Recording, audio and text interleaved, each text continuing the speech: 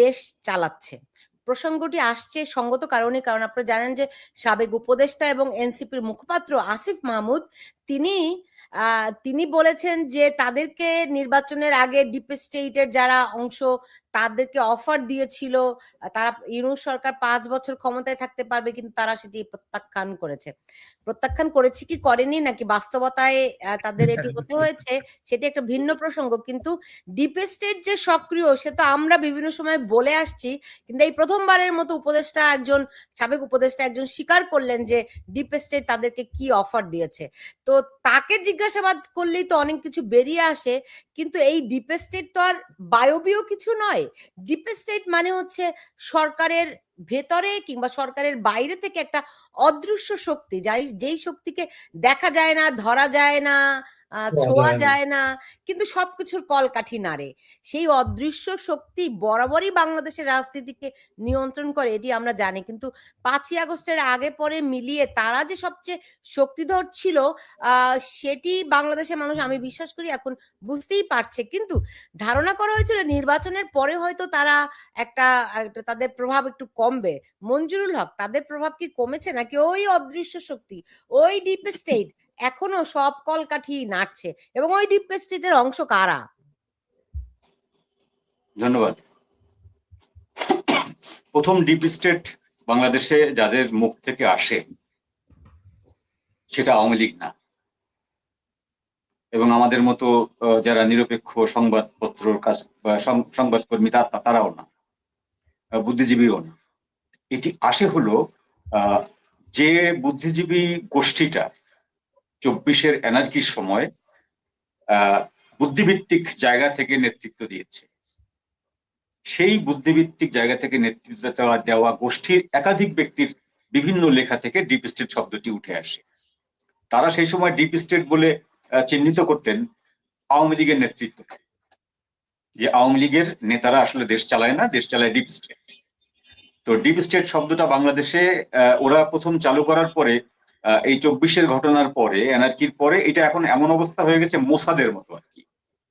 কেউ বানান করতে পারে না বাংলাদেশের, কেউ জানে না ওইটা কি জিনিস, কেউ কোনদিন দেখে নাই, কিন্তু যে কোনো লোকের মোসাদের দালাল বানায় দিয়ে খুব সহজ বাংলাদেশে। রয়ের এজেন্ট, মোসাদের দালাল, এই জিনিসগুলো খুব ইজিলি বানায় দেওয়া যায়, কিন্তু এগুলো কেউ প্রমাণও করতে পারে না, এবং এটার কোনো যুক্তিসঙ্গত এর পেছনে যুক্তিও হাজির করতে পারে না। তো সেই ডিপ স্টেটের ব্যক্তিরা যারা প্রকাশ্যে $29 মিলিয়ন হাতে পাওয়ার পরে, একটি জায়গা থেকে আরেকটি দেশ থেকে $21 মিলিয়ন হাতে পাওয়ার পরে বিভিন্ন ইয়ুথ প্রোগ্রাম কর্মসূচিগুলো হাতে নিয়েছে, যুব উন্নয়ন, যুব বিকাশ, আপনার যুবকদের দেশ পরিচালনা করার জন্য গড়ে তোলা, এই জিনিসগুলো তারা করেছে। কারণ সেই ডিপ স্টেটের 2 জন ব্যক্তি বাংলাদেশের প্রচার মাধ্যমের 2টি সর্বোচ্চ পদে অলংকৃত ছিলেন, একজন এখন পর্যন্ত একজন আছেন।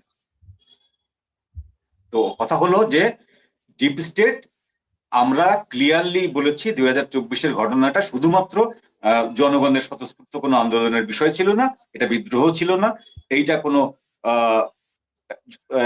আগের সরকারের প্রতি বিক্ষুব্ধ হয়ে জনবিক্ষোভ, এটাও ছিল না। এটা সাজানো গোছানো প্ল্যান ছিল ডিপ স্টেটের।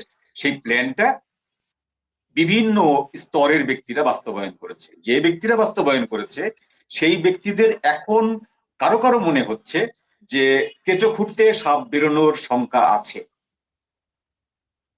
কেঁচো খুঁড়তে সাপ যদি বেরিয়ে যায়, সেক্ষেত্রে আগে ভাগে যদি স্বীকার করে নেওয়া যায় যে আমাদেরকে এরকম প্রপোজাল দেওয়া হয়েছিল, সেই প্রপোজালটা আমরা মানিনি, তাহলে মোটামুটি নিজেদেরকে একটু সেফ লাইনে থাকা রাখে। এই প্ল্যান থেকে এই 26 অক্ষরের নাম যে ভদ্রলোকে, তিনি এই জায়গাটিতে এই স্বীকারোক্তিতে দিলেন। এইটা এমন কোন তিনি ভেরেন্ডার বাক্স খোলেন নাই, এমন কোন প্যান্ডোরার বাক্স খোলেন নাই। এটা সবাই জানি। ডিপ স্টেট আসলে কোনো অস্তিত্ব নেই। ডিপ স্টেটটা হচ্ছে মার্কিন যুক্তরাষ্ট্রের যারা দেশ পরিচালনা করে, এদের পেছনকার যে কাবাল শক্তিটা, তারা যারা পরামর্শ দেয়, সলা পরামর্শ দেয়, নীতি নির্ধারণ করে দেয়, কোন জায়গায় তার ইন্টারেস্ট সেটা ঠিক করে দেয়, কোন দেশে সরকার ফেলতে হবে সেই প্ল্যান গুলো তারা বাতলে দেয়। এক্সিকিউশন করে কিন্তু ডিপ স্টেট না, এক্সিকিউশন করে সেই সব দেশের লোকজন। এই যে আমাদের 26 অক্ষরের নাম যারা, এর মতো লোকজন বা আমাদের যে বুদ্ধিজীবী গুলো ছিল ফরাদ মাজার গঙের যে ওই বুদ্ধিজীবী মহল, এরা এক্সিকিউশন করে, আর ডাইরেক্ট এক্সিকিউশন করে রাজনৈতিক পার্টি, আমাদের এখানে জামাত, বিএনপি এবং হিজবুত তাহরির থেকে শুরু করে অন্যান্য দলগুলো। এখন মুশকিলটা হয়ে গেছে যে একে একে 111-এর কুশীলবদের প্রধান প্রধান দুজনকে গ্রেপ্তার করা হয়েছে, যদিও অন্য মামলায়, অন্য বিষয়ে। কিন্তু এই গ্রেপ্তারের পরে আরেকটি অসমর্থিত সূত্র হচ্ছে যে বিগত সরকারের তথ্য উপদেষ্টা তার নাকি বিদেশ গমন স্থগিত। এইটি এখন পর্যন্ত নিশ্চিত না এই খবরটি, যারা খবরটি প্রচার করেছিল তারা খবরটি আবার সরিয়ে ফেলেছে।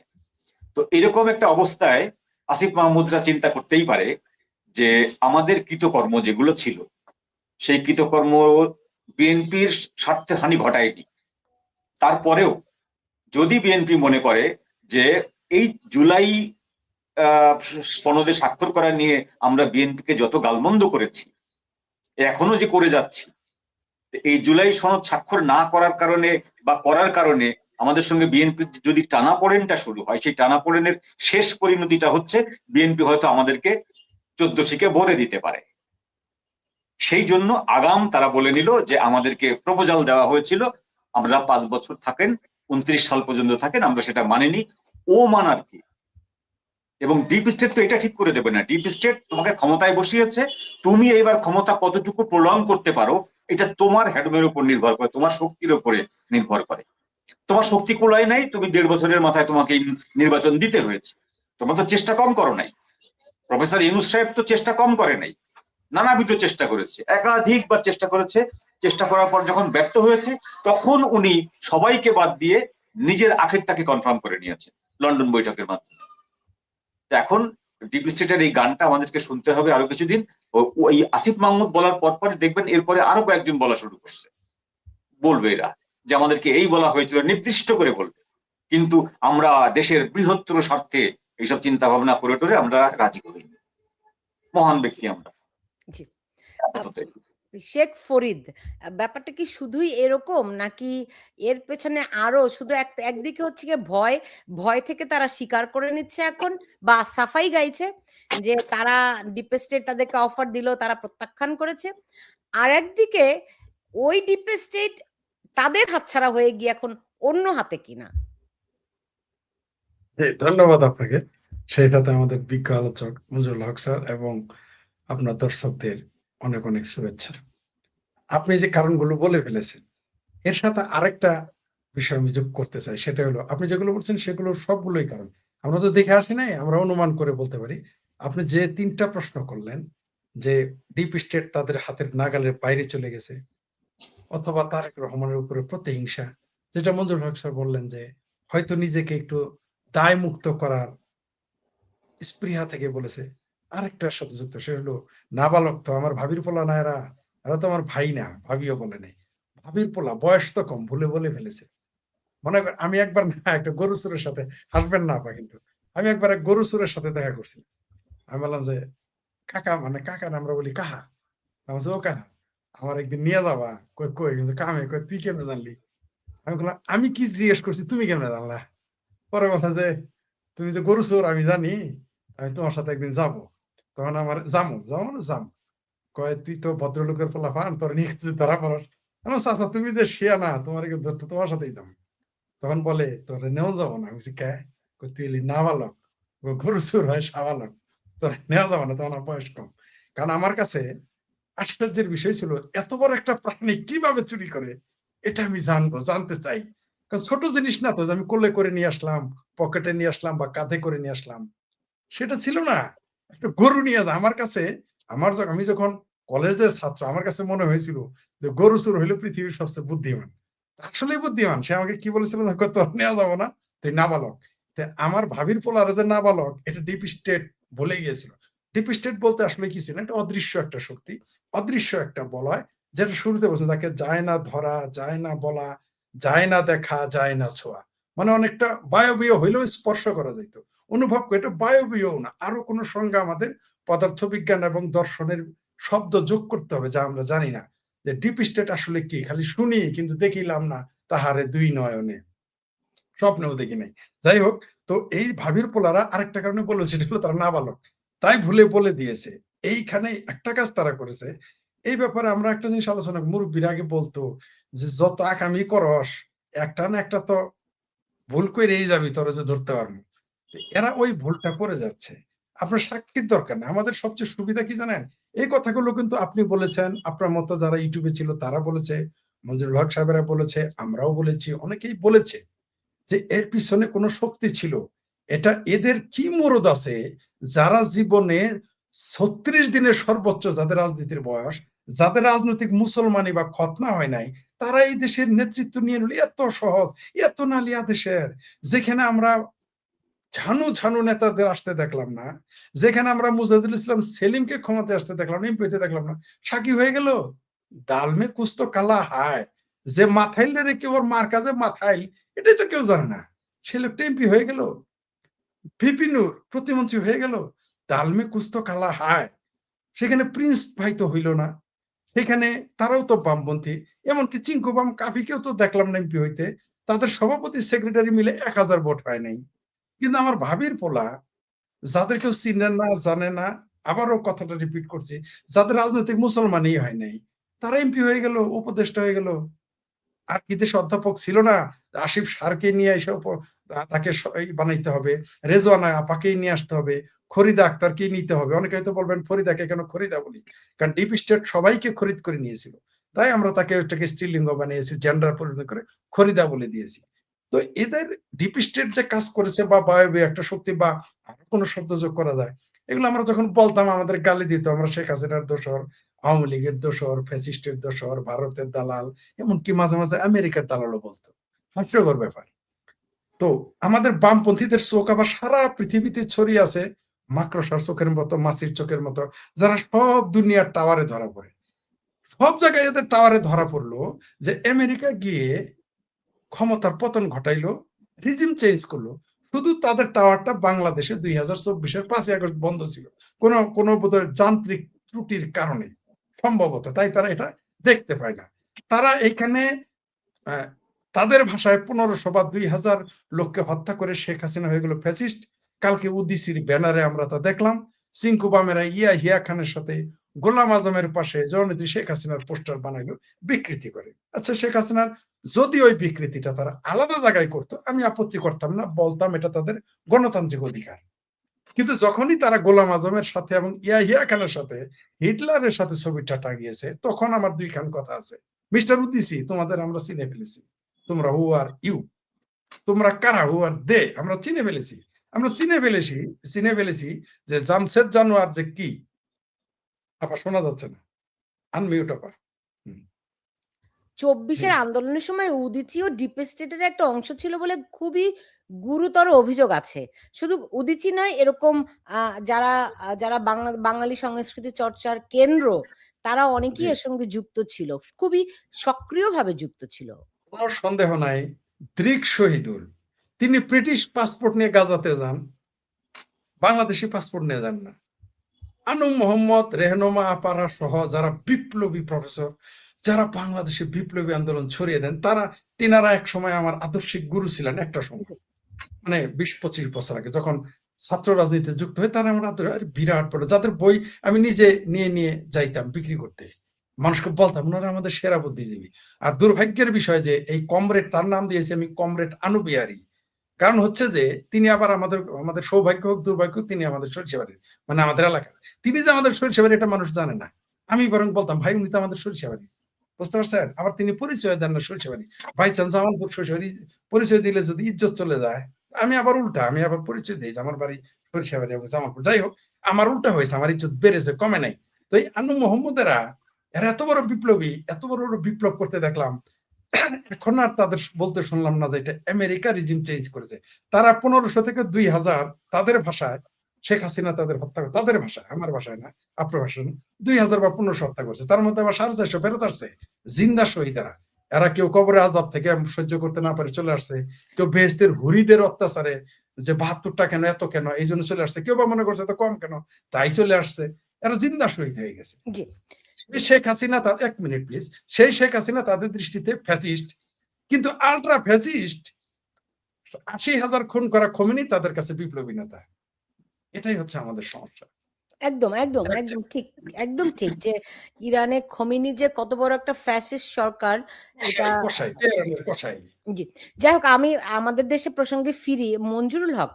তো ধরেন ইউনূসের রেজিম তো শেষ, খালি চোখে, আপাতত চোখে, দৃশ্যের দৃশ্যের সীমানার মানে দৃষ্টি সীমানার মধ্যে যে ইউনূস সরকার নাই, এখন তারেক রহমানের সরকার।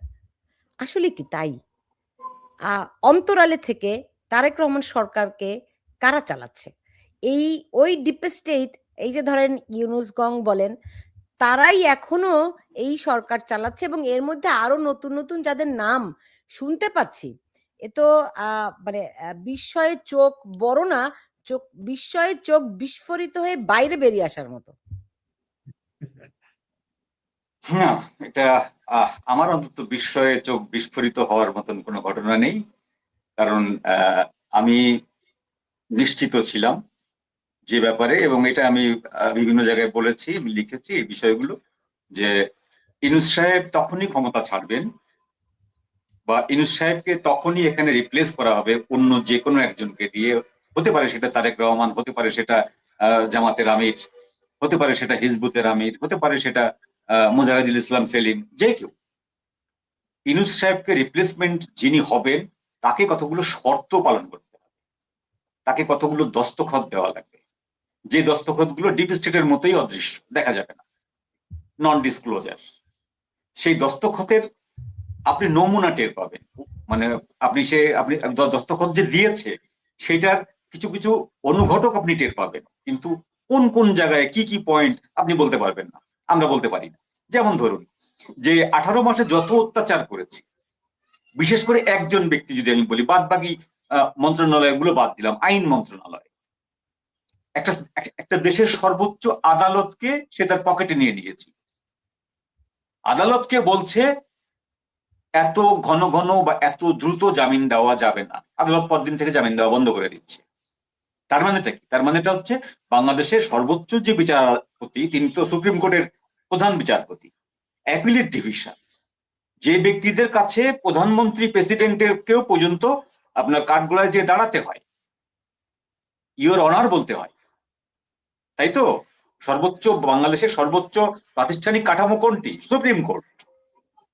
সুপ্রিম কোর্টই আপনার সরকারকে দায় মুক্তি দেয়, লেজিটিমেসি দেয়, গ্রহণযোগ্যতা দেয়, গ্রহণযোগ্যতা কেড়ে নেয়, সবই পারে। সেই সুপ্রিম কোর্টের মতো জায়গাটাকে যে ব্যক্তি পকেটের মধ্যে রেখে দিয়েছিল, এই ব্যক্তিটির সমস্ত অপরাধের কথা কিন্তু বিএনপির বিভিন্ন নেতা বলতেন 18 মাসে, যে উনি এই করছেন, উনি সেই করছেন, উনি এটা করছেন, এটা দেশ বিরোধী, এটা গণবিরোধী, এটা অমুক। কিন্তু ভোটের পরে এই একটি ব্যক্তিরও মুখে আর কোনো কথা নেই। এই যে 22-23 জন যারা ছিলেন উপদেষ্টা, এদের প্রত্যেকের আপনার বায়োগ্রাফ দেখে আপনার কাছে মনে হবে একদম সার্ফ এক্সেল দিয়ে ধুয়ে ফেলেছে, পরিষ্কার নির্জলা, কোথাও কোনো কলঙ্কের দাগ নেই, কেউ একটি পয়সা উপরি নেননি, কেউ সরকারি একটি টাকা খরচ করেননি, কেউ 1 লিটার সরকারি তেল খরচ করেননি। একেবারেই ফেরেশতার মতো লোকজন 22 জন ছিল, তারা এই ফেরেশতার মতো লোকজন 300 জনকে বসিয়ে তারা চলে গেল। ব্যাপারটা এত ইজি না। আমরা মনে করতাম, আমাদের একটা অ্যাজাম্পশন ছিল, সেটা হলো যে ইউনূস সাহেব স্বার্থপর মানুষ, তিনি যখন তার নিজের আপনার ব্যাক করার রাস্তাটাকে পরিষ্কার করে নেবেন, তার এক্সিটটা তিনি একারটাই নেবেন, খুব বেশি হলে তার 1-2 জন বন্ধু বান্ধব বান্ধবী এদেরকে নিতে পারেন, কিন্তু পুরো দলটা নেবেন না। স্বার্থপর মানুষ। কিন্তু না, তিনি আবার এদের বেলায় দেখা গেছে যে না, পুরো দলটাকে তিনি একেবারে নিরাশ করেননি। দলের বেশ কয়েকটা লোক বাদ দিয়ে প্রধান প্রধান লোকগুলোকে সহ তিনি সেফ এক্সিট নিয়েছেন। এই সেফ এক্সিট নেওয়ার কারণে উনি জাপান চলে গেছেন, উনি ঈদের দিন কোলাকুলি করতে আসছেন, উনি স্বাধীনতা দিবসে বিবৃতি দিচ্ছেন ওনার ইউনূস সেন্টার থেকে। অর্থাৎ উনি কোনো না কোনো ভাবে এই আমাদের বিএনপি মন্ত্রিসভার উপরে হয় ছাতা হয়ে আছেন, নইলে ছায়া হয়ে আছেন, নইলে ডামি হয়ে আছেন, নইলে পর্দার পেছনে আছেন। উনি আছেন, এ ব্যাপারে কোন রকম কোনো অনিশ্চয়তা বা কোনো সন্দেহ, কোনো দ্বন্দ্ব নেই। এখন তো তার এবং ওনার প্রেসিডেন্ট সাথে হওয়ার কথাও এখন প্রশ্ন শুনছি। হলো যে ওনার সাথে আগেকার সেই ডিপ স্টেটের সমস্ত কুশীলব গুলো আছে, নাকি এখানে পুরাতন কাউকে কাউকে মাইনাস করে নতুন কাউকে প্লাস করা হয়েছে? এইটা হলো প্রশ্ন। মঞ্জু ভাই, একটা প্রশ্ন মানে না করার লোভ আমি সংবরণ করতে পারছি না। আমি সরি, প্রশ্নটা করাটা কতখানি সঙ্গত হবে, কিন্তু প্রশ্ন আমি করে ফেলতে চাই যা মনে আসে। আপনি প্রশ্ন দেখেন, করেন, আমি উত্তর দেওয়াটা সঙ্গত না হলে হয়তো উত্তর দেবো না। দেখুন, জোবায়দা রহমান আকস্মিকভাবে তিনি চলে গেলেন লন্ডনে। বাই দিস টাইম লন্ডনে যে ভারতীয় যেই রাষ্ট্রদূত ছিলেন তাকে বদলি করে চীনে পাঠিয়ে দেওয়া হলো। এই মানে অভিযোগটি এরকম, এইটা শোনার সঙ্গে সঙ্গে তিনি লন্ডন ছুটে গেছেন অনেকখানি আকস্মিকভাবে, এবং সেখান থেকে তার আমেরিকার সফর চূড়ান্ত হয় এবং লন্ডন থেকে জানানো হয় তিনি আমেরিকাতেও আসছেন। আপনি যদি জোবায়দা রহমানের পারিবারিক ব্যাকগ্রাউন্ডটি দেখেন, আহ, তারা বরাবরই তার বাবা বলেন, তার মানে তার পারিবারিক ঐতিহ্য সব দিক থেকে মিলিয়ে অনেকেই মনে করেন, অভিযোগও বলবো, মনে করেনও বলবো, কিংবা বিশ্লেষণও বলেন, যেভাবে করে বলেন না কেন, এই যেই এখন যেই শাসন কাঠামো সেখানকার মূল কেন্দ্র হচ্ছে জোবায়েদা রহমান। আহ, তিনি একটা মানে তারেক রহমানের ক্ষমতার উৎস বলেন, নেগোসিয়েশনের পার্ট বলেন, আহ, পুরো ফোকাসটা তার, কিন্তু তিনি তিনি নিজে খুবই আহ, খুবই মানে কি বলবো এটাকে, মানে আনফোকাসড থাকছেন। তিনি খুবই নিশ্চুপ, নীরবতা দিয়ে পাশে থাকছেন, কিন্তু তিনি সব শক্তির আধার, এমনটি আপনি দেখতে পান কিনা? না, আমি এই এই অবধি আমি যেতে চাইনি। আমি সেই ব্যাপারে আমি তথ্য তালাশ করিনি। তবে যেটা তথ্য আমি জানি সেটা হলো যে তারেক রহমান সাহেব 17 বছরে একবারও লন্ডন ছেড়ে অন্য কোনো জায়গায় যাননি। ইউরোপে লন্ডনের পাসপোর্ট থাকলে, ব্রিটিশ পাসপোর্ট থাকলে আপনি ইউরোপের বহু দেশেই তো বিনা ভিসাতেই আপনি ঘুরতে পারেন, সেনজেন ভিসা যদি থাকে আপনার। তিনি কিন্তু কোথাও যাননি। আর এই এই যে এখন জুবাইদা রহমান নিজে আমেরিকায় ছুটে গেলেন এবং হিলারি ফাউন্ডেশনের সঙ্গেও তার যোগাযোগ আছে, তিনি সেখানে যোগাযোগ করেছেন, তিনি সেখানে যাচ্ছেন, কোনো একটি অনুষ্ঠানে হয়তো তিনি উপস্থিত হবেন, এরকম একটি কথা আছে। না, হয়েছেন, উনি মেলানিয়া ট্রাম্পের হয়েছে, সঙ্গে একটি অনুষ্ঠানে উপস্থিত ছিলেন। উপস্থিত ছিলেন। এখন ঘটনা হলো যে এইটাকে আপনি অ্যাজ ইউজুয়াল একটা ডিপ্লোম্যাটিক রুলস এর মধ্যে ফেলে দিতে পারেন। যে একজন প্রধানমন্ত্রীর স্ত্রী হিসাবে একটা প্রোটোকল আছে, সেটা হলো যে সামাজিক কোনো কার্যক্রমে, রাষ্ট্রিক না, সামাজিক কোনো কার্যক্রমে একটা বন্ধু দেশের প্রধানমন্ত্রীর স্ত্রীকে বা প্রধানমন্ত্রীর কন্যাকে বা পুত্রকে নিমন্ত্রণ করা যায় এবং তারা সেখানে অংশগ্রহণ করতে পারেন। এইটি আপনার ডিপ্লোম্যাটিক রুলস এর মধ্যে আছে। তো সেইটা এক জিনিস। আরেকটা হচ্ছে দুয়ে দুয়ে চার মিলে যাওয়াটা এক জিনিস। যে মুহূর্তে চীনের রাষ্ট্রদূতটা বদল হয়ে যাচ্ছেন, মার্কিন যুক্তরাষ্ট্র থেকে ভারতীয় রাষ্ট্রদূত বদল হয়ে যাচ্ছেন, আরেকটা জিনিস আপনি বলেননি, সেটা হলো বাংলাদেশের রাষ্ট্রদূতও কিন্তু বদল হয়ে যেতে পারে। বাংলাদেশের হাই কমিশনার ভারতীয় যিনি আছেন, প্রণয় ভার্মা, প্রণয় ভার্মা তো বদল হয়েছেন। তাইলে এই যে তিনটি যে ট্রায়াঙ্গুলার সার্কেলটা ঘুরলো, এই ট্রায়াঙ্গুলার সার্কেলটা ঘোরার পেছনে তো নিশ্চয়ই কোনো কারণ আছে, সেটা তো অবশ্যই আছে। সেটা একটা জিনিস। আর একটা জিনিস হচ্ছে যে ডিপ স্টেট আপনার হুটহাট কাউকে কিন্তু সে মনোনীত করে না। ডিপ স্টেট দীর্ঘদিন ধরে একটা মানুষকে ওয়াচে রেখে অ্যাসেট হিসাবে তাকে তৈরি করে। ডিপ স্টেট শুধু না, যে কোনো আপনার এই যে গোয়েন্দা প্রতিষ্ঠানগুলো তারা এইভাবেই করে, অ্যাসেট তৈরি করে। এবং সেই অ্যাসেট তৈরি করার পরে তাদের অলওয়েজ একটা ভয় থাকে এই যে এই অ্যাসেটটি ডুয়েল রোল প্লে করছে কিনা। সেই জন্য তারা দূর থেকে দূরবীন দিয়ে তাকে অবজার্ভ করতে থাকে বছরের পর বছর, অসীম ধৈর্য নিয়ে। তো একটা অ্যাসেট মানে বিশাল ব্যাপার। তো সেই জায়গা থেকে আমরা ভাববো না, আমাদের কাছে যেটা মনে হচ্ছে যে আমরা এখন পর্যন্ত রাষ্ট্রীয় যে অনুষ্ঠানগুলোতে দেখেছি সেখানে তারেক রহমান সাহেবের কন্যা এসেছেন, জুবাইদা রহমান খুব অল্প জায়গায় এসেছেন, ঈদের দিনের অনুষ্ঠানটা আমরা দেখেছি। এর বাইরে গত 1 মাসের ভিতরে এরকম কোনো বড় অনুষ্ঠানে তাকে নেওয়া হয়নি বা তিনি যাননি। এখন তিনি যদি আমেরিকায় যান, আমরা এটাও ধরে নিতে পারি যে কোনো ঘটনা কিছু একটা আছে, বাংলাদেশের তো পাতা নড়ে না কোনো কিছু ছাড়া। আর একটা হচ্ছে যে স্রেফ এটা একটা কূটনৈতিক প্রোটোকল অনুযায়ী একটা শিষ্টাচার বা কূটনৈতিক একটা সৌহার্দ্য, এটা হতে পারে। এত সহজ করে দেখার কি সুযোগ আছে শেখ ফরিদ?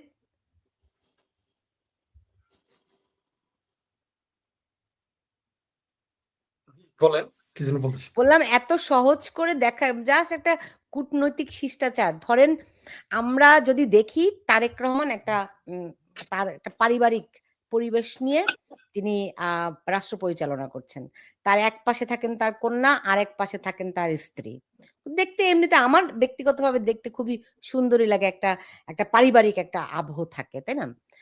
কিন্তু ধরেন আ মা জোবাইদা রহমান তিনি আমেরিকাতে আসলেন একটি নারীদের বিষয়ক একটি অনুষ্ঠানে মেলানিয়া ট্রাম্পের দাওয়াতে, এবং সেই দাওয়াতটি খুবই আকস্মিক, এবং সেই দাওয়াতে তার কন্যা জাইমা রহমান আসলেন না। তিনি একা আকস্মিকভাবে আ যেখানে তিনি, আমি বলব তারেক রহমানকে এক ধরনের ছায়ার মতো রাখেন। স্ত্রী এবং কন্যা কিন্তু তাকে ছায়া হয়ে তার ২ পাশে থাকেন। আপনারা যদি বিষয়টি খেয়াল করেন। সেইখানে তিনি শুধু কন্যার ছায়াটিকে রেখে তিনি খুব আকস্মিকভাবে লন্ডনে চলে গেলেন। সেইখান থেকে আমেরিকাতে আসলেন। এটি শুধুই কূটনৈতিক শিষ্টাচার? এটি দেখার কোনো সুযোগ আছে কিনা? ধন্যবাদ প্রশ্নটা করার জন্য। আমি ছোটবেলা থেকে রাজনীতি করি। যখন হাফ প্যান্ট থেকে প্যান্ট পরা শিখছি তখন থেকে রাজনীতির সাথে যুক্ত। করি না, যুক্ত। কারণ তখন তো রাজনীতির বয়স নেই। আমার অভিজ্ঞতা বলে বিদেরা যে হাঁচি দেয়, তারা যে হাঁচি দেয় নাকে খড়ি দেয়, হাঁচি হাঁচি। তারা যে অসুস্থ হইলে ফোর দিলে হাঁচি দেয়, তার মধ্যেও রাজনীতি থাকে। তারা জানাজাতে গেলেও রাজনীতি থাকে। তারা কারো থাপ্পড় দিলেও রাজনীতি থাকে, কারো জড়িয়ে ধরলেও রাজনীতি থাকে। আমরা দেখেছি মিস্টার ফটমাজাকার যখন চিন্ময় কৃষ্ণ দাস ইসকনের নেতাকে জড়িয়ে ধরলো, তার ৭২ ঘন্টার মধ্যে তিনি জেলে চলে গেলেন। আমরা এও দেখেছি যে ফটমাজাহারের একেবারেই রাইট হ্যান্ড একজন বয়াতিকে অ্যারেস্ট করলো, তিনি কিছু বললেন না। এগুলো কিন্তু সাধারণ বিষয় না। রাজনীতিবিদদের সকল কর্মকাণ্ডই রাজনীতির মধ্যে। তাদের আঁচলটা যদি ডাইনে থাকে তাই হলে তা এক ধরনের নির্দেশনা দেয়। তাদের আঁচল যদি বাঁয়ের দিকে ঘুরে তাহলেও একটা নির্দেশনা দেয়। তারা যদি ডানে তাকান তাহলেও একটা নির্দেশনা থাকে। তাদের তাদের গায়ের জামা রঙের সাথে নির্দেশনা থাকে।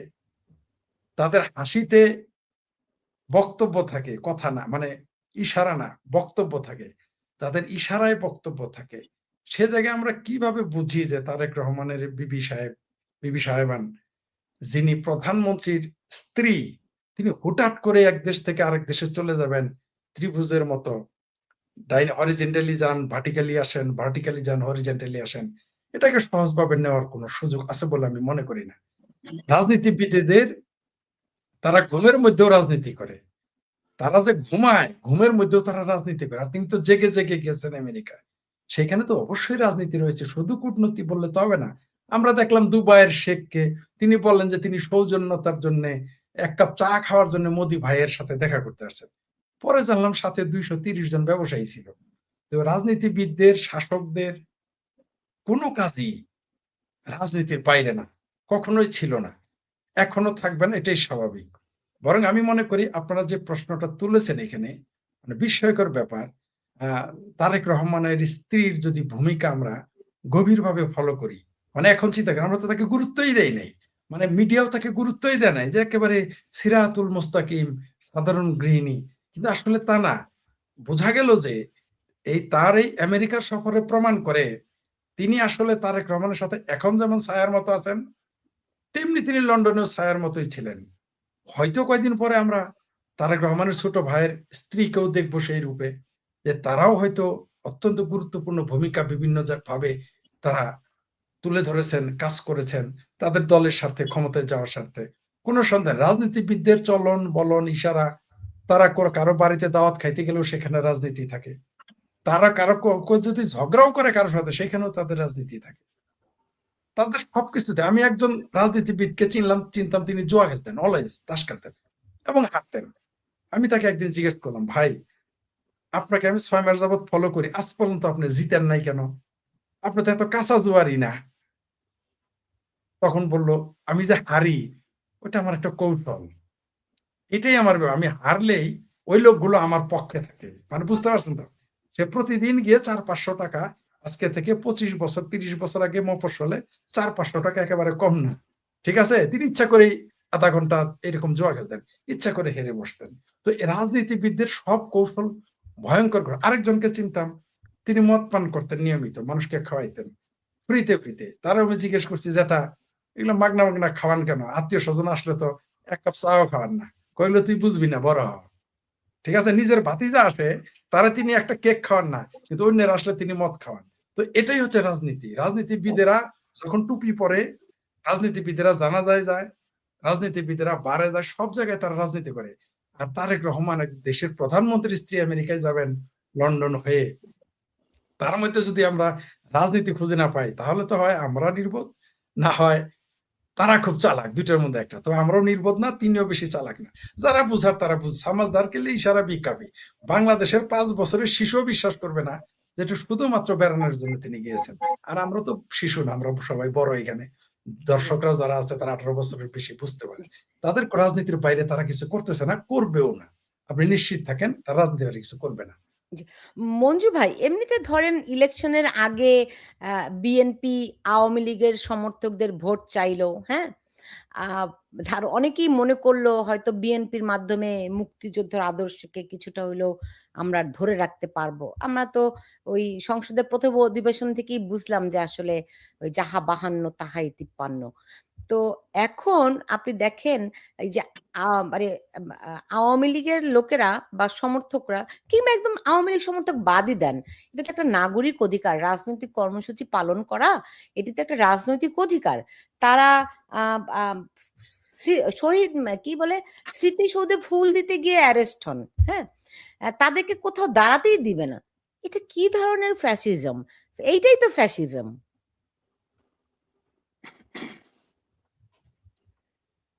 এটাই আমি মাঝে মাঝে বলি যে আমরা হিটলারকে গালাগালি করি, একটা আইকন হিসাবে ধরি, ফ্যাসিবাদের আইকন হিসাবে হিটলারকে ধরি, মুসোলিনিকে ধরি, কিন্তু এরা কিন্তু কোথাও কোনো ফিল্ডে যে কোনোদিন কোনো মানুষকে একটা থাপ্পড় মারেনি। হিটলার মুসোলিনি দুইজন ব্যক্তি কিন্তু কোনোদিন রাস্তাঘাটে বা কোথাও যে ব্যক্তিটাকে তারা চরমভাবে শত্রু মনে করে, ঘৃণা করে, তাকেও একটা থাপ্পড় মারেনি বা উঁচু গলায় কথা বলেনি। বলেছে কারা?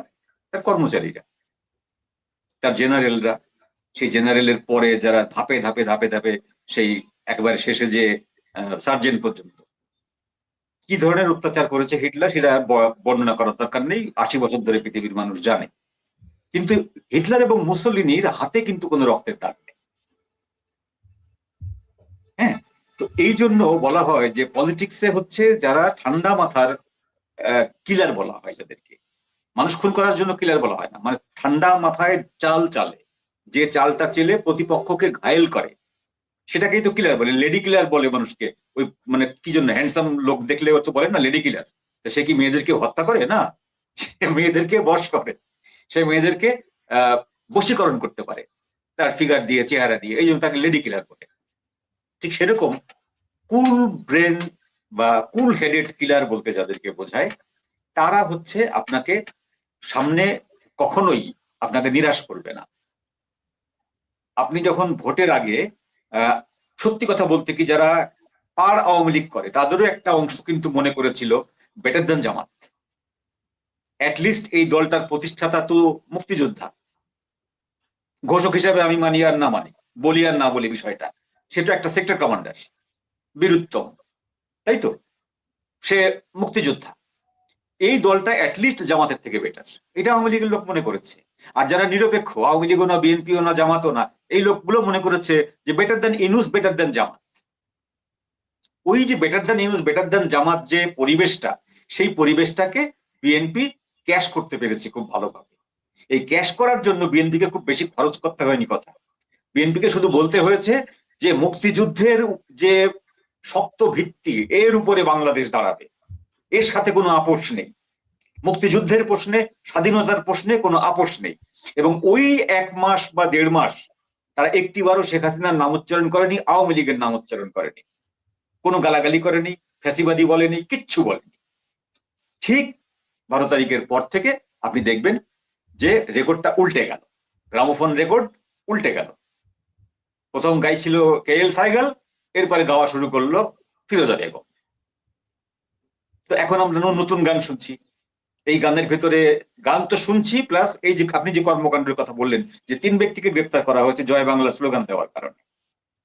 তো আমি এটা গতকালকের একটা অনুষ্ঠানে আমি বলছিলাম যে এটা কি কোনো নোটিফিকেশন আছে, গেজেট নোটিফিকেশন, যে এই স্লোগানটি বাংলাদেশে নিষিদ্ধ, বা এটি শুধুমাত্র আওয়ামী লীগের স্লোগান?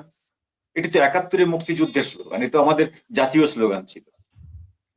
যে ব্যক্তি রাজাকার ছিল, রাজাকার হওয়ার পর থেকে যাকে ধরা হয়েছিল, মুক্তিযোদ্ধারা ধরেছিল, ধরার পরে বলেছিল যে অনেক তো সহজ সরল রাজাকার ছিল যারা পেটের দায়ে রাজাকার হয়েছে, কিছু টাকার জন্য, কিছু পেটের ভাতের জন্য, এরা স্বীকার করতো। হুম। তো ওই ধর্মান্তরিত করার সময় যেমন ধরেন আপনার এক একটা বাণী পড়ানো হয় না, তো ওইরকম মুক্তিযোদ্ধারা ওকে বলতো জয় বাংলা বল, সঙ্গে সঙ্গে বলতো জয় বাংলা, জি ওর তো কোনো বাধে নাই। তো জি এখন যদি আপনি জয় বাংলা বলার কারণে, যেটা আপনার বাংলাদেশে নিষিদ্ধ না, সেটার কারণে যদি আপনাকে গ্রেপ্তার করতে হয়, তাহলে বুঝতে হবে যে এরকম একটা আইন হয়েছে গোপনে, আমরা কেউ জানি না, হুম অথবা এই ধরাটা বেআইনি। জি বেআইনি তো বটেই, ধরাটা বেআইনি এরকম না বলে অবশ্যই একটা বেআইনি এবং একটা অগণতান্ত্রিক কাজ, এটি আমার মনে হয় খুব জোরে সোরেই বলা দরকার। কিন্তু আমি আবার একটু ডিপ স্টেটের জায়গাটায় ফিরতে চাই। আমরা জানি যে পুরো সবগুলো বিষয়ই একই সূত্রে গাঁথা। কারণ ডক্টর ইউনূস যখন ১ম ক্ষমতায় আসলেন, ওই যে তিনি রিসেট বাটন চাপার কথা বলেছিলেন, আ শেখ ফরিদের কাছে ১ম এই প্রশ্নটি আমি রাখবো, তারপরে মঞ্জু ভাই আপনিও এটার উত্তরটা একটু আমাকে দেবেন। সেটি হচ্ছে ওই যে রিসেট বাটনের কথা ডক্টর মোহাম্মদ ইউনূস বলেছিলেন, তো উনি ওই ১৮-১৯ মাস রিসেট বাটন পরীক্ষা-নিরীক্ষা করে দেখলেন আসলে বাংলাদেশের মানুষ তো পাসওয়ার্ড ইনবিল্ট, এটা রিসেট বাটন রিসেট হবে না। এটা আমাদের পাসওয়ার্ড ইনবিল্ট, আমরা জন্ম থেকে ৭১ থেকে আমাদের পাসওয়ার্ড ফিক্সড হয়ে আছে। সো একটু মুক্তিযুদ্ধকে এনে মিশিয়ে যদি আবার রিসেট একটু এদিক ওদিক করা যায়, যেমন ৭৫ এর পরে করা হয়েছিল, ফলে ওই যে আসিফ মাহমুদরা আজকে যেটা বলছেন যে খেলা আসিফ মাহমুদদের হাত থেকে সরে গেছে, কিংবা আমি উল্টা দিক থেকে যদি বলি যে খেলা ডিপ স্টেট বুঝতে পেরেছে এই শেখ ফরিদের ভাবির ছেলেদেরকে দিয়ে হবে না, কারণ তারা নাবালক। তো ফলে তারা প্রতিষ্ঠিত যে রাজনৈতিক দল, যাদের কাছে মানুষের একটা গ্রহণযোগ্যতা আছে, জামাতও অতখানি গ্রহণযোগ্য না, মানে তাদের শক্ত রাজনৈতিক ভিত্তি থাকলেও তারা তো মানুষের কাছে একসেপ্টেড না। ফলে বিএনপি শেষ পর্যন্ত তাদের একমাত্র ভরসা। এই আন্ডারস্ট্যান্ডিং এর ভিত্তিতে তারা একটু মুক্তিযুদ্ধ কে সামনে রেখে পুরো ডিপ স্টেটটা আবারও বড়ভাবে সক্রিয় কিনা, তারই ধারাবাহিকতায় এখন ওই যে জয় বাংলা স্লোগান দিল আর অ্যারেস্ট হচ্ছে, আওয়ামী লীগের কর্মীরা বা নেতারা জেল থেকে জামিন পেলেও তারা তাদেরকে আবার অ্যারেস্ট করা হচ্ছে। পুরো বিষয়টি শুধুমাত্র ওই খোলসটি বদলে নতুন ভাবে বিএনপির উপর একটু ভরসা দেখিয়ে মানুষকে মোটিভেট করা হচ্ছে কিনা, একটু সময় ক্ষেপণ হচ্ছে কিনা। শেখ ফরিদ, প্রশ্নটা একটু ধন্যবাদ লম্বা, আপনাকে। আমি জি আশা বুঝতে করি পারছি, বোঝাতে পেরেছি। জি বুঝতে পারছি। জি আপনি ঠিকই বলেছেন।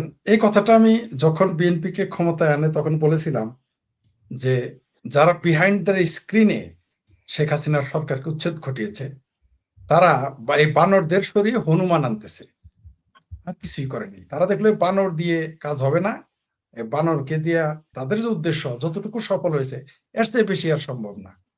তাই তারা বুড়া বানর সহ এই যে বাচ্চা বানর যারা আমার ভাবির পোলা, এদেরকে একটা সান্ত্বনা পুরস্কার দিয়ে বিদায় করে দিয়ে তারা হনুমানকে প্রতিষ্ঠিত করেছে, যাদেরকে আমরা মুসলেখা সরকার বলি। মুসলেখা সরকার কেন বলি তা আমি 30 সেকেন্ডে বলতেছি।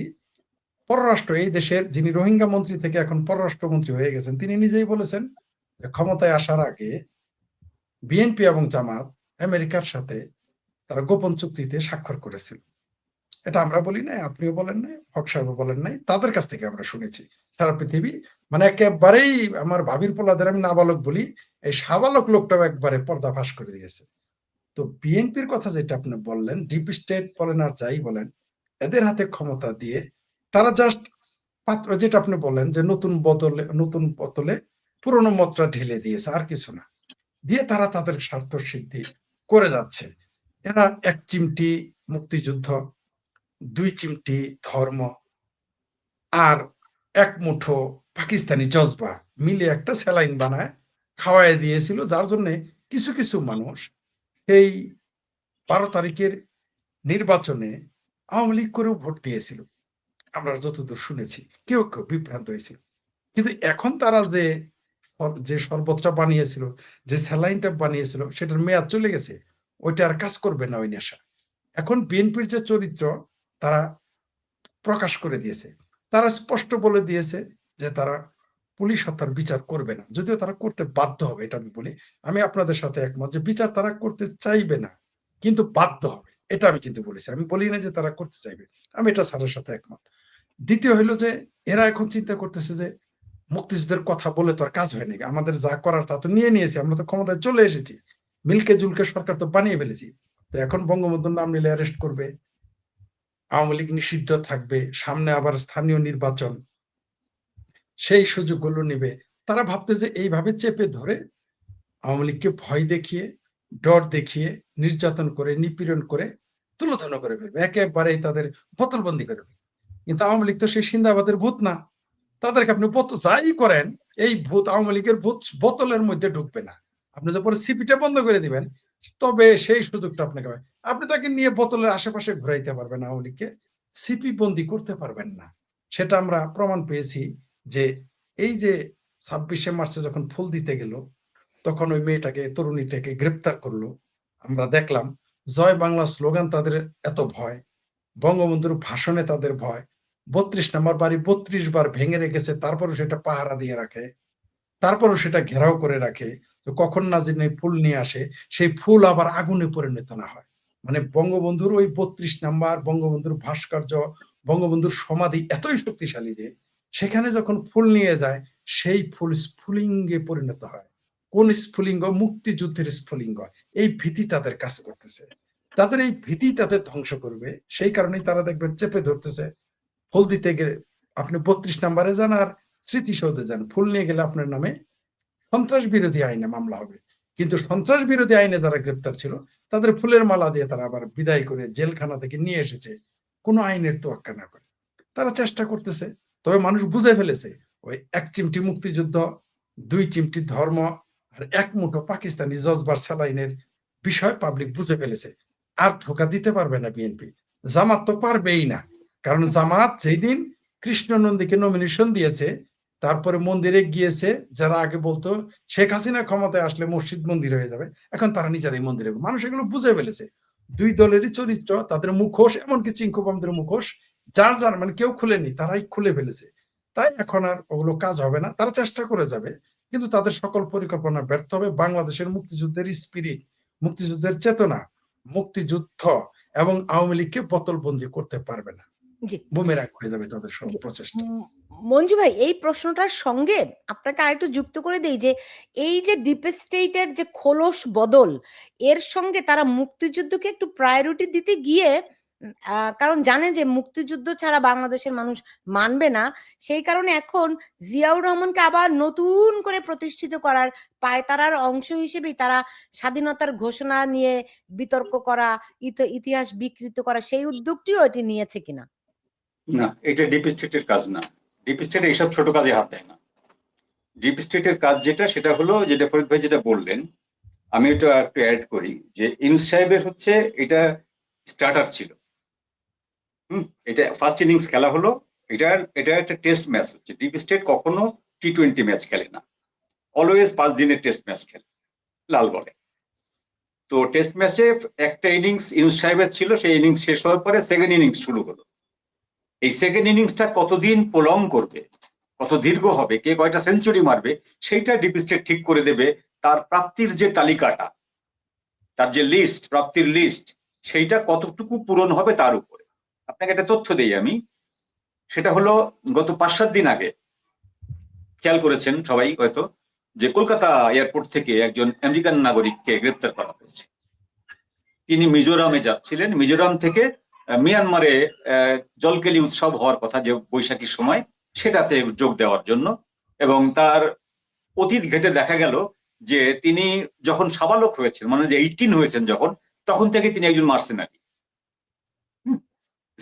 সিআইএ তে যখন কেউ আপনার ডিসকোয়ালিফাই হয়, সে কিন্তু স্বাভাবিক জীবনে ফেরে না আর।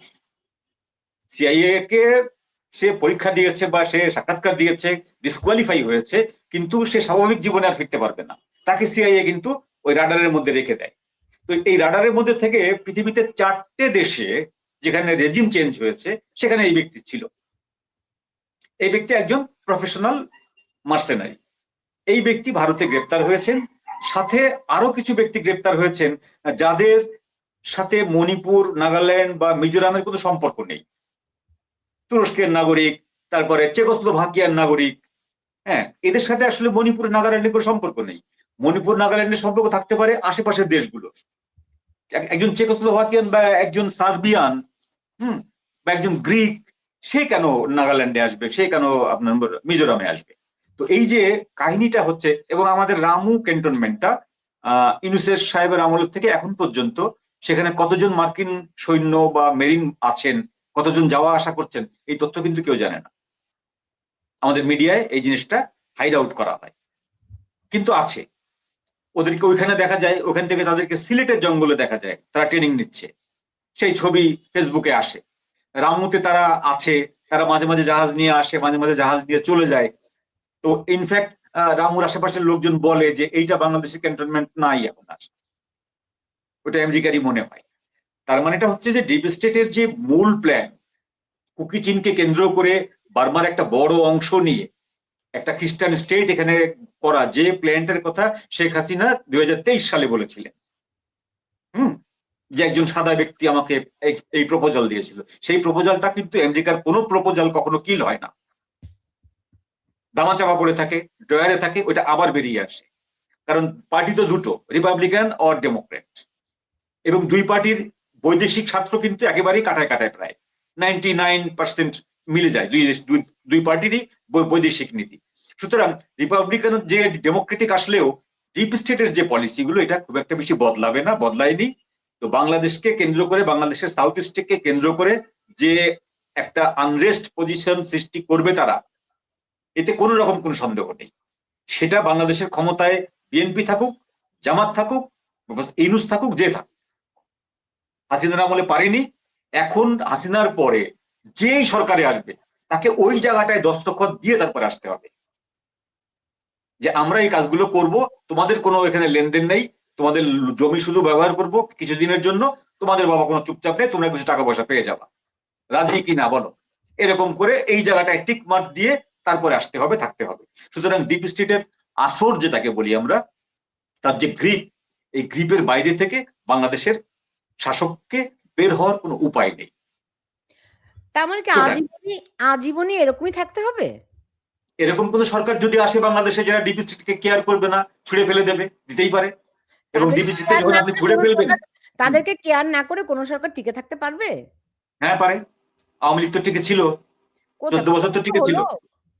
হ্যাঁ, 14 বছর টিকে ছিল, কিন্তু একেবারে কেয়ার না করে টিকে ছিল না, কেয়ার করেছিল।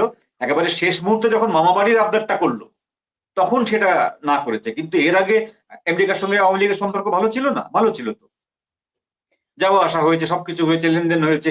শুধুমাত্র যখন মামাবাড়ির আবদারটা করলো, তখনই হচ্ছে শেখ হাসিনা বেঁকে বসলেন যে না, এইটা দিতে পারবো না, আমার বাবাও দেননি এইটা, তার কাছেও আপনারা এটা আবেদন করেছিলেন। তার মানে চিন্তা করুন যে 50 বছর আগে তারা কিন্তু এই জিনিসটা অ্যাপিল করেছিল, সেই অ্যাপিলটা 50 বছরে কিন্তু মরেনি, তাজা হয়ে আছে। হাসিনার আমলে করা হয়েছে, হয়নি। ইউনূসের আমলে হয়েছে, এক্সিকিউশন হয়নি। বিএনপির আমলে হয়তো হবে, না হলে অন্য কেউ আসবে, করবে। আমেরিকা এই জায়গাটা থেকে সরছে না। জি। শুধুমাত্র আমেরিকা নয়, আরো অনেকেই তো জড়িত। শেখ হ্যাঁ, অনেক না, আমেরিকা যেখানে আছে, বাঘ যেখানে আছে সেখানে ফেউ আছে, মাস্ট। বাঘ থাকলে ফেউ থাকবে, ফেউ থাকলে ফেউর পেছনে শিয়াল থাকবে, এবং শিয়াল যেখানে থাকবে সেখানে কুকুর মাস্ট। এই যে চারটে প্রাণী দেখতে পাচ্ছি হ্যাঁ, চারটে প্রাণীকে আপনি দেখবেন, এই চারটে প্রাণীকেই দেখবেন আপনি। বাঘ দেখবেন, ফেউ দেখবেন, শিয়াল দেখবেন, এবং কুকুর দেখবেন। তো বাঘকে, ফেউকে, শিয়ালকে, কুকুরকে শেখ ফরিদ, সেইটা আমাদের দর্শক যা বোঝার বুঝে নিয়েছে। এটা হলো ওই যে বাঘকে, ফেউকে, হায়নাকে, মানে এটা যদি বলতে হয় তাহলে বলতে হবে জানি কিন্তু বলবো না, সেই মৌলবীর মতো বলতে হয়, জানি কিন্তু বলবো না।